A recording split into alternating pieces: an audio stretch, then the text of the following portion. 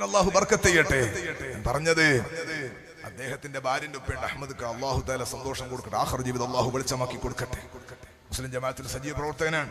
വാളെല്ലാം കേട്ടിട്ട് എപ്പോഴും ഉറങ്ങില്ല, സ്വലാത്തെല്ലാം ചൊല്ലി ഉറങ്ങുന്ന ആളാ. എന്നോട് പലപ്പോഴും പറയും, ഉസ്താദ് നിങ്ങളെ മദ്ഹു റസൂൽ വഹൽ കേട്ടിട്ടാണ് ഉറങ്ങാറുള്ളത്. അല്ലാഹുവേ നബിന്റെ ജിബാറിൽ ഒരുമിച്ച് കൂട്ടണേ അല്ലാഹ്.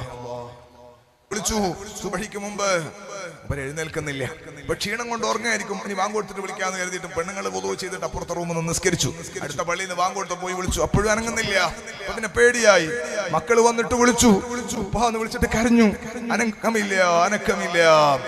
കൂട്ടക്കരച്ചിലായി. അയൽവാസികൾ അറിഞ്ഞു. 4-5 വീടപ്പുറം ഒരു ഡോക്ടറുണ്ട്, അയാൾ അയൽവാസിയാണ്. അദ്ദേഹം ഇത് കേട്ടപ്പോൾ ഓടി വന്നു. പരിശോധിച്ചിട്ട് പറയുന്ന, അഹമ്മദ് ക നേരത്തെ പോയി കേട്ടോ. ഇന്നാ ലില്ലാഹി വ ഇന്നാ ഇലൈഹി റാജിഊൻ.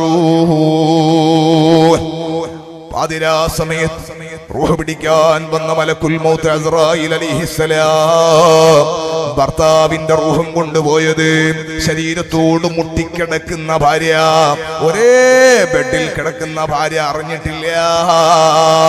വമൽ ഹയാത്തു ദുനിയാ ഇല്ലാ മതഉൽ ഗുറൂർ. ഇതൊരു ചതിവിന്റെ ലോകമാണ്, ഇതൊരു വഞ്ചനയുടെ ലോകമാണ്. സുബ്ഹാന ജല്ല ജലാലു. ഖൽബ് ശുദ്ധിയാക്കൂ മുഅ്മിനേ.